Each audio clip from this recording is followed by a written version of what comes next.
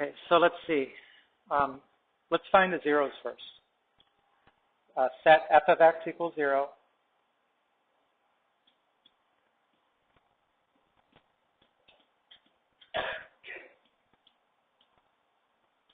Okay, solve.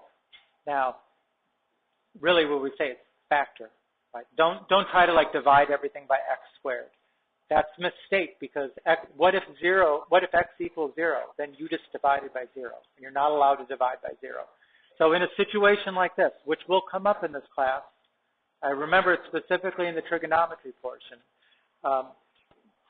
Don't try to divide by the x squared. Factor it out. What is the common factor between these two terms? You know, 2x squared, or I'm going to take out the negative 2x squared just so that it leaves me something positive inside. Right, negative 2x squared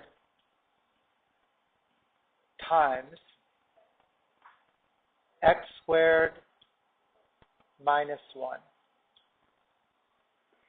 Right, because the negative times negative makes positive. Now, what's inside the parentheses, that could be factored also. Negative 2x squared times x plus 1 times x minus 1. Okay, now that it's all factored, what are the zeros? 0, 0, -1. No, there's nothing about a 2 or anything. Right? It's the x that's as good as a standalone x there. The negative 2, you could divide both sides by negative 2. That wouldn't have any difference to the problem, right? Okay, so those are zeros. But they also said find the relative extrema. So we should put it in the calculator, look at the graph, because we don't have another way to do this right now.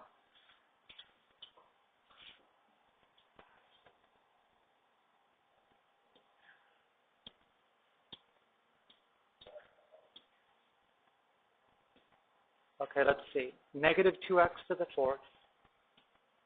Oh, that's wrong. Negative 2x hat 4 plus 2x squared. Does that look good? And if I just hit the graph button, I see it, but I don't see it very well, so zoom in. I think it's zoom 2 on your calculator, so you can see what's going on there. Zoom, and 2 means zoom in, so hit the 2 and then hit enter.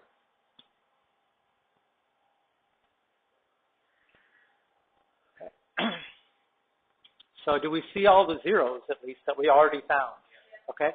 But notice something different here, right? Which is,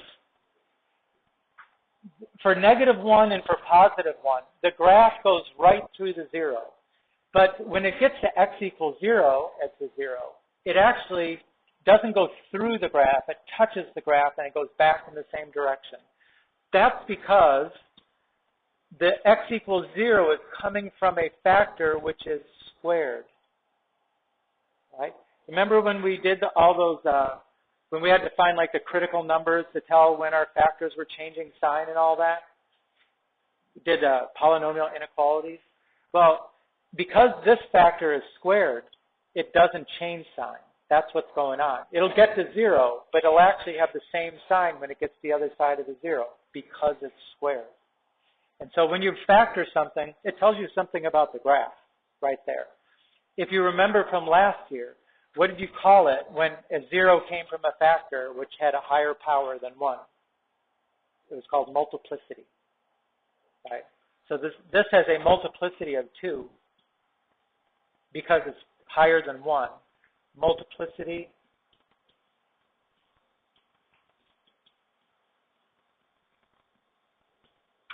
is 2.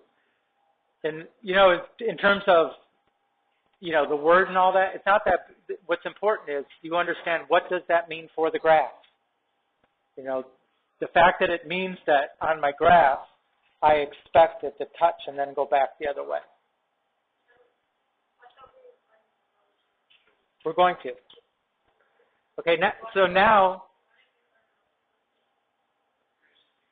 I'm explaining why the graph looks like it does. Okay?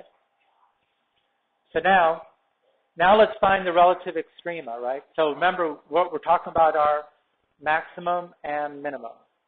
Okay. In fact, how many relative extrema do you see on that? How many maximum points? 1 and 2. And is there a minimum? Yeah, there's one right there. We kind of already know that one. That's 0, 0. Right? But we need to find these 2 points. Okay? Tell me this. Looking at this function right here, would you say that's even or odd? It's even because all the terms are raised to an even power, right? What do you know about the graph of even functions? They're symmetric with respect to the y-axis. So we know that this is the same on the right side as is on the left. So when we find this point here, we know this point is just the opposite for x. Right? It's got to be the same. So how do we find the maximum point? Second calc, 4 for maximum. The same place that we find the zeros, go for maximum.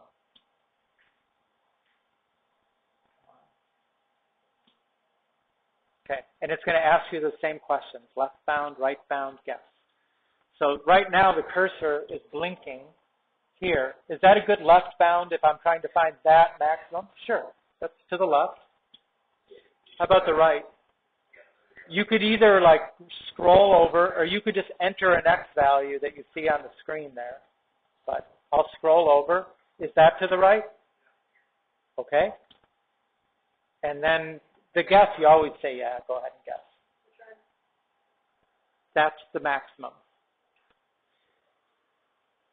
So you could see the x-coordinate is 0.707, the y-coordinate is 0.5. What do you think would be the coordinates of that maximum? Negative 0.707, 0.5.